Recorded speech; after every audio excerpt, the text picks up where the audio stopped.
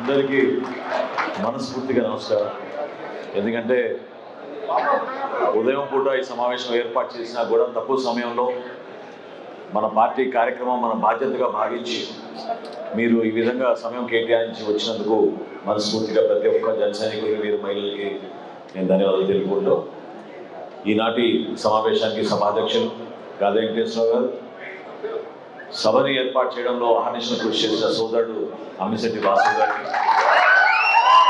అదేవిధంగా గౌరవ మంత్రివర్యులు సోదరులు దుర్గేష్ గారు, పెద్దలు శాసనసభ్యులు అవనిగడ్డ మండలి బుద్ధప్రసాద్ గారు, ఎన్టీఆర్ జిల్లా అధ్యక్షులు ఉదయ్ భాను గారు, కృష్ణా జిల్లా అధ్యక్షులు బండెడ్డి రామకృష్ణ గారు, అదేవిధంగా గుంటూరు జిల్లా అధ్యక్షులు గాదే వెంకటేశ్వరరావు గారు, సమన్వయకర్తలుగా మనం ఏర్పాటు చేసిన నరసరావుపేట నియోజకవర్గం మార్కండే బాబు గారికి, అదేవిధంగా మచిలీపట్నం నుంచి బండి రామకృష్ణ గారికి, ఈ సమావేశానికి ముఖ్యంగా మనందరం కూడా మీకు పరిచయం చేయడానికి కోసమే కాకుండా మన కుటుంబంలో ఒక సభ్యుడిగా చేరబోతున్న మన ఆలపాటి రాజేంద్ర ప్రసాద్ గారికి మద్దతు పలకడానికి, మన ఒక బాధ్యతతోటి ఎలక్షన్ ముందు తీసుకెళ్ళడానికి ఆయన్ని కూడా మనస్ఫూర్తిగా ఈ సందర్భంగా నేను అభినందిస్తూ, ఈ సమావేశానికి మన పార్టీ అధ్యక్షులు పవన్ కళ్యాణ్ గారు ఒకే మాట చెప్పారు. ఏ విధంగా మనం సమన్వయపరుచుకుంటూ కలిసికట్టుగా ఎన్ని కష్టాలైనా సరే మనం ఎదుర్కొని గత 5 సంవత్సరాలు చేసిన అనేక కార్యక్రమాలు మనం ప్రజాస్వామ్యాన్ని నిలబెట్టడానికి కోసం, ఆంధ్రప్రదేశ్ భవిష్యత్తు కోసం మిమ్మల్ని అందరినీ చూస్తుంటే ప్రత్యేకంగా మా వీర మహిళలందరినీ కూడా చూడగానే నాకు గుర్తొచ్చింది. ఆ రోజు చంద్రబాబు నాయుడు గారిని అరెస్ట్ చేసినప్పుడు కోదాడ నుంచి మనందరం కూడా ఆ రోజు ఒక పోరాటం చేసుకుంటూ గన్నవరం ఎప్పుడైతే విమానం ల్యాండ్ అవ్వకుండా చేశారో కోదాడ వరకు వెళ్ళి పవన్ కళ్యాణ్ గారిని రిసీవ్ చేసుకుని తిరిగి వస్తున్నప్పుడు ఏ విధంగా పోలీసుల ద్వారా మనం అనేక ఇబ్బందులు పడ్డాం ఆ రోజు చూసాం. ప్రతి పోరాటంలో మీ పాత్ర ఉంది, మీ భాగస్వాములుగా మీరు నిలబడ్డారు.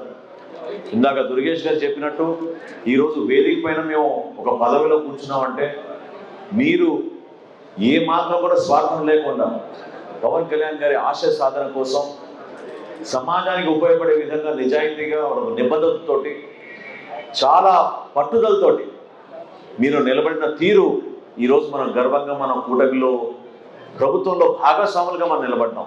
దాన్ని మీరందరూ కూడా ఎంతో సంతోషంగా గర్వంగా మీరు స్వీకరించారు.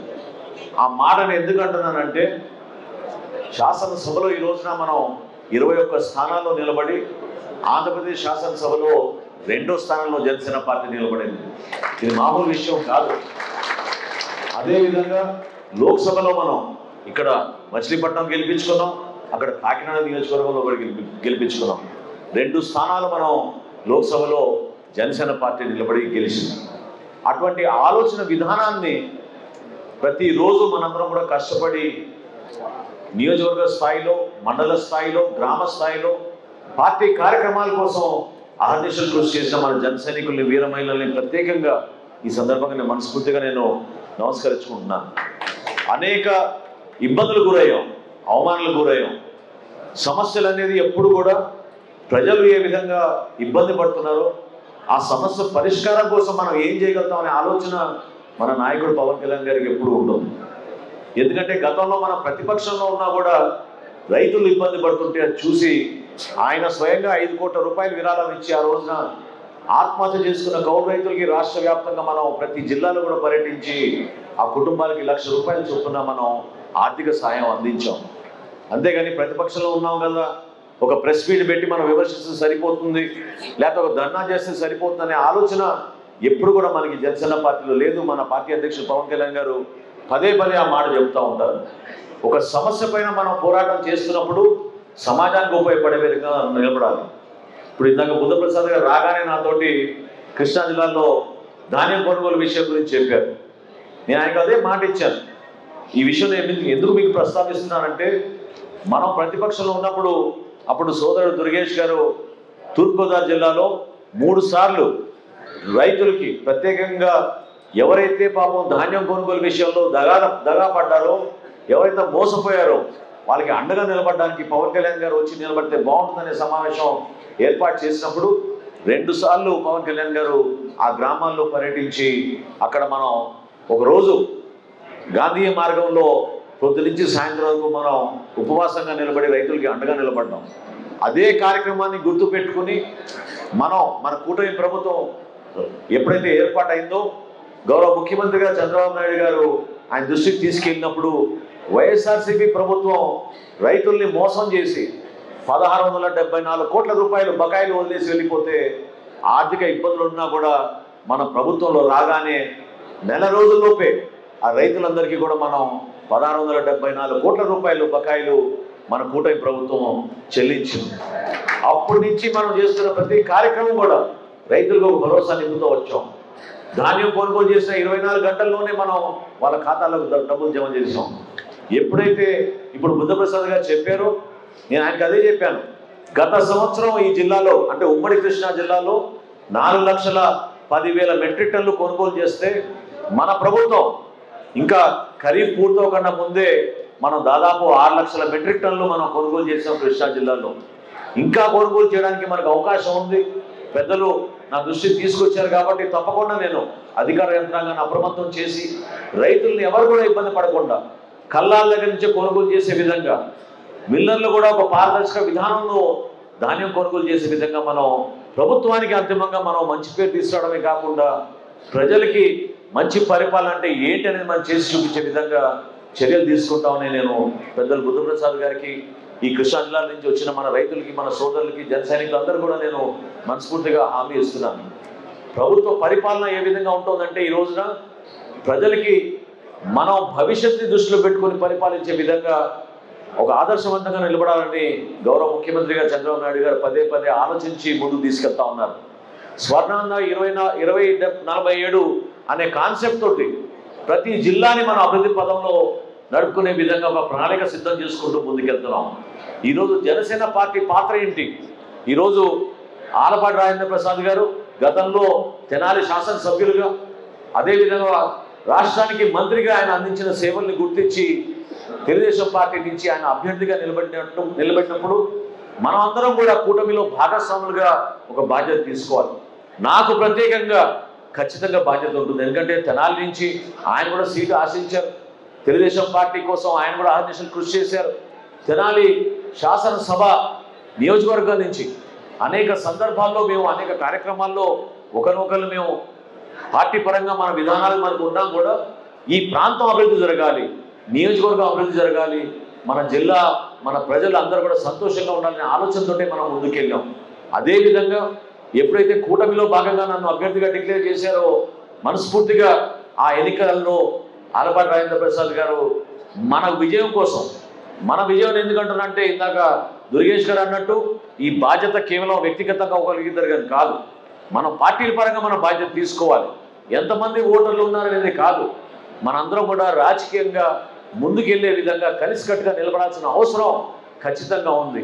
ఏ విధంగా ఆయన కష్టపడి ఆ రోజున పనిచేసి నా విజయానికి ఆయన సహకరించారో ఖచ్చితంగా 100% మనందరం కూడా అదే విధంగా బాధ్యత తీసుకోవాలని నేను మనస్ఫూర్తిగా మిమ్మల్ని అందరూ కూడా కోరుతున్నాను.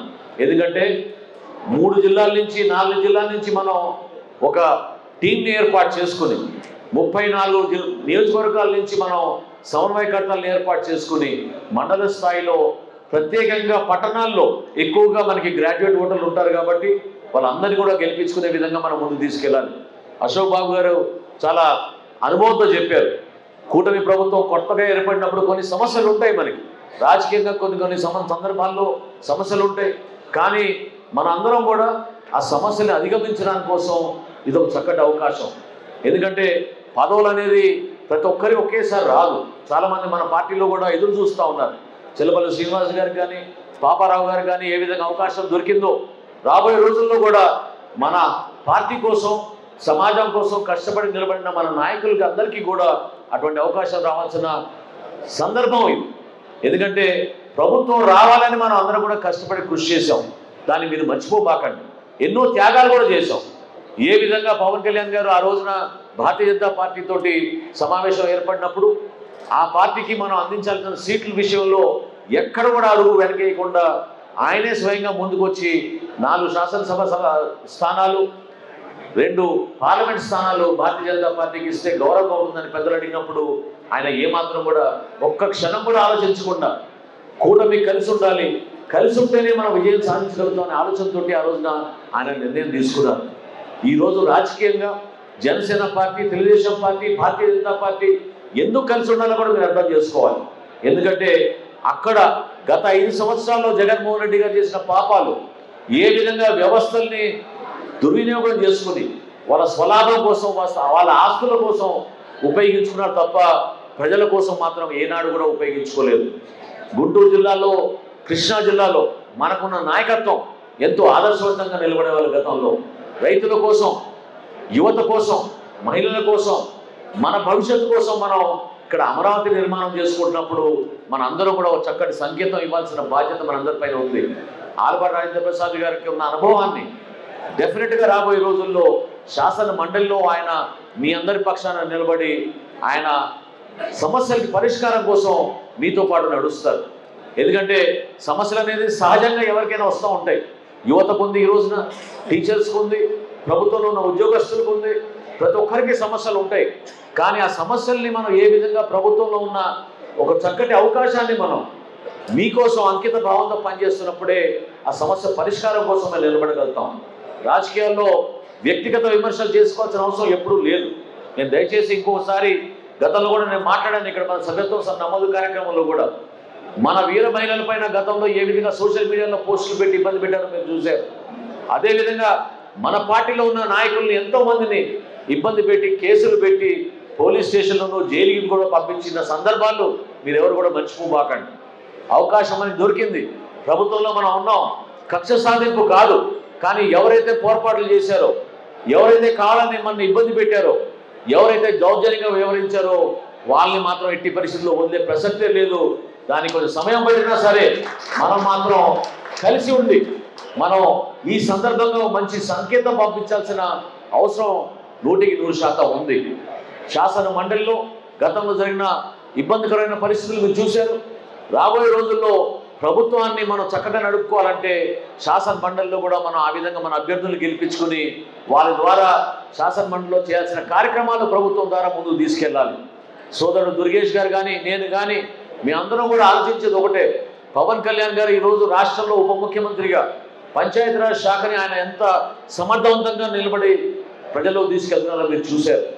ఎప్పుడు లేని విధంగా ఒకేసారి 13,400 పంచాయతీల్లో గ్రామ సభలు నిర్వహించి పల్లె పండుగ అనే కార్యక్రమం తీసుకొచ్చి ఈరోజు పల్లెలో ఒక పండుగ వాతావరణం ద్వారా అభివృద్ధి కార్యక్రమాలు, సిమెంట్ రోడ్లు, సైడ్ కాలువలు, రక్షిత మంచినీటి పథకం అందించాలని ఒక ఆలోచనతోటి ప్రభుత్వంలో మనం ముందుకు తీసుకెళ్తున్నాం.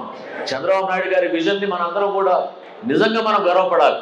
ఎందుకంటే రాష్ట్రానికి పెట్టుబడులు తీసుకురావడానికి ఆయన పడుతున్న కృషి, కష్టాల్లో ఎన్ని సమస్యలు ఉన్నా కూడా ప్రతి ఒక్కరిని ఆకర్షించడానికి కోసం ఆయన చేస్తున్న ప్రయత్నాన్ని మనందరం కూడా సపోర్ట్ చేయాలి.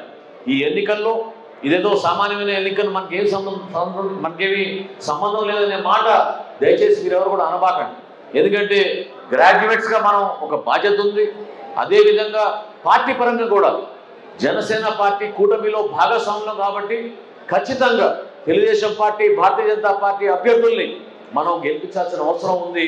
ఆ పరిస్థితి వచ్చినప్పుడు నిలబడి సమైక్యంగా మనం ఈ పోరాటాన్ని ఎట్లా ముందుకు తీసుకెళ్తామో మీరే ఎంతో ఆదర్శవంతంగా నిలబడ్డారు.